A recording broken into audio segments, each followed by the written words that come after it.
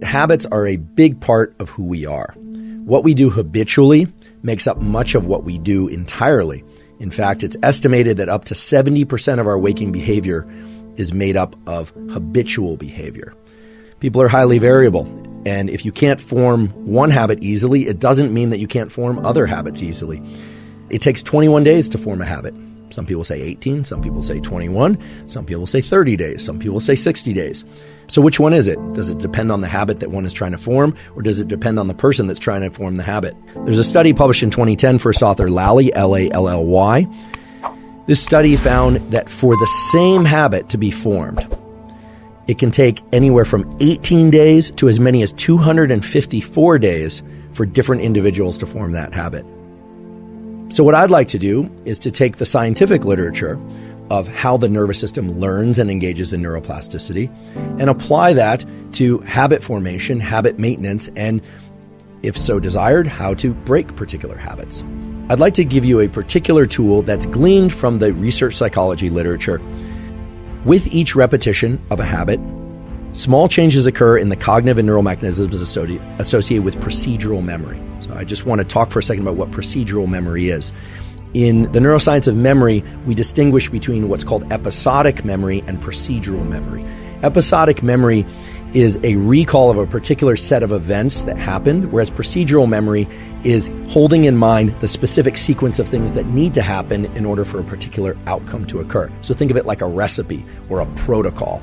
Or if for the sake of exercise, it's like sets and reps, or a particular course that you're going to run or cycle, or the number of laps you're going to swim and how you're going to perform it. It's very clear that for anyone trying to adopt new habits, getting into the mindset of procedural memory is very useful for overcoming that barrier that we call limbic friction. How do you do that?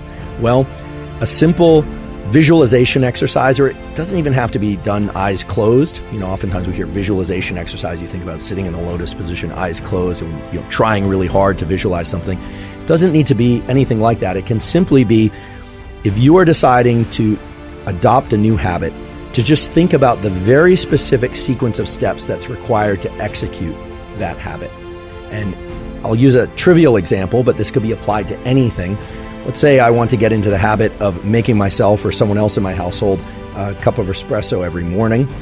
I would actually think through each of those steps, walk into the kitchen, turn on the espresso machine, draw the espresso, walking through each of those steps from start to finish. And it turns out just that simple mental exercise done once can shift people toward a much higher likelihood of performing that habit regularly, not just the first time, but as they continue out into the days and weeks that follow. So that's remarkable to me, and the literature is really robust. So now I'd like to discuss a second and what I think is perhaps the most powerful tool for being able to acquire and stick to new habits. The tool that I'm referring to is something called task bracketing. And the neural circuits associated with task bracketing are basically the neural circuits that are going to allow you to learn any new type of habit or break any habit that you'd like to break. We have in our brain a set of neural circuits that fall under the umbrella term of the basal ganglia. The basal ganglia are involved in action execution, meaning doing certain things, and action suppression, not doing certain things. In the experimental realm, these are referred to as go, meaning do, or no-go, don't do certain things. And some of us fall more into the category of we find it very easy to do certain things, but harder to not do other things. Some people have a lot of no-go type circuits that are very robust, and they have a lot of behavioral constraint, but they have a harder time getting into action. And some people have a perfect balance of both, but I've never met one of those people. Task bracketing involves a particular set of neural circuits within the basal ganglia. We have particular circuits in our brain that are devoted to framing the events that happen just before and as we initiate a habit, and just after and as we terminate a habit. In other words, it acts as a sort of marker for the habit execution, but not the execution of the habit per se. Now, this is very important because task bracketing is what underlies whether or not a habit will be context dependent or not. whether or not it will be strong and likely to occur even if we didn't get a good night's sleep the night before, even if we're feeling distracted, even if we are not feeling like doing something emotionally, or if we are, completely overwhelmed by other events. If the neural circuits for task bracketing are deeply embedded in us, meaning they are very robust around a particular habit, well, then it's likely that we're going to go out for that zone 2 cardio no matter what, that we're going to brush our teeth no matter what. In fact, brushing our teeth is a pretty good example because for most people, even if you got a terrible night's sleep, even if everything in your life is going wrong, chances are, unless you're very depressed, if you're going to leave to work, or even if you're not, that you're going to still carry out the behavior of brushing your teeth in the morning. I would hope so, actually. But you are probably less likely to perform particular habits that are not what you deem as necessary. But if you think about it, brushing your teeth, exercise, eating particular foods, maybe engaging socially in particular ways, you are the one that places any kind of value assessment on which ones are essential and which ones are negotiable. So task bracketing sets a neural imprint, a kind of a fingerprint in your brain of this thing has to happen at this particular time of day, so much so that it's reflexive. While it is important to think about the sequence of events that would be required in order to engage in that behavior, that procedural memory visualization exercise we talked about before, that will help. There is a way also that you can orient your nervous system toward this task bracketing process so that your nervous system is shifted or oriented towards the execution of a given habit. So this is sort of like warming up your body to exercise. When the dorsolateral striatum is engaged, your body and your brain are primed to execute a habit, and then you get to consciously insert which habit you want to perform.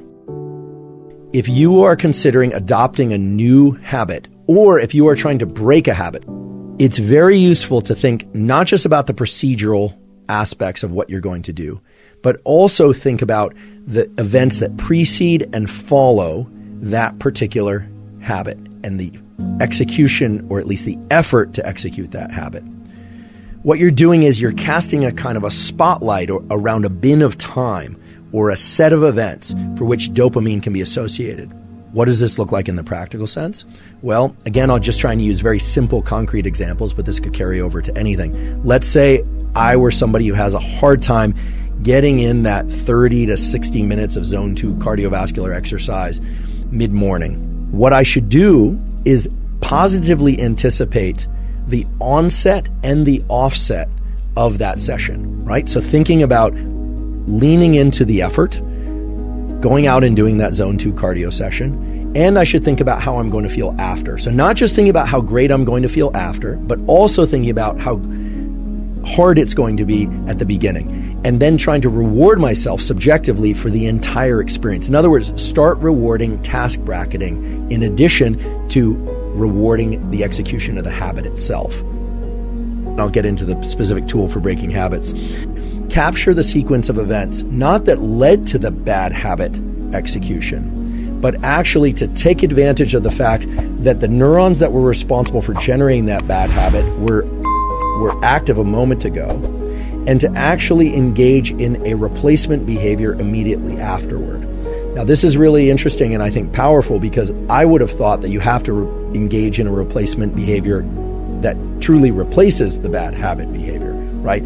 That you would have to be able to identify your state of mind or the sequence of events leading into the bad habit, but rather the stage or the period immediately after the bad habit execution is a unique opportunity to insert a different type of what we would call adaptive behavior, but that could be any behavior that's not in line with the bad behavior.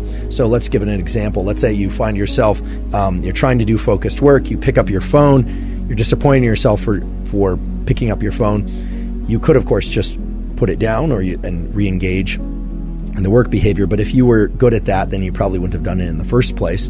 And so what turns out to be very effective is to go engage in some other positive habit. Now, this has two major effects. The first one is you start to link in time the execution of a bad behavior to this other good behavior. And in doing so, you start to recruit other neural circuits, other neurons that can start to somewhat dismantle the sequence of firing associated with the bad behavior. In other words, you start to create a kind of a double habit that starts with a bad habit and then ends with a good habit. And that seems to create enough of a temporal mismatch so that then recognizing when you're heading toward the bad habit becomes more apparent to you. So again, I want to make this very, very concrete. Let's say that the behavior is reflexively picking up one's phone. You do that, you think, oh goodness, I did it again. Here's what I'm going to do. You would set that down and then you would engage in some other positive behavior that you've deemed positive. And here it's very subjective, so it's hard for me to give an example that will necessarily make sense to everybody. But perhaps you're working on hydration, so maybe you go have a glass of water. Maybe you are trying to do breath work or something. Maybe you are trying to enhance your language speaking skills, and so you go and you spend 5 minutes doing a particular type of language learning. You literally exit whatever you are doing and perform that other new positive habit in the immediate period right after that, even for a short period of time.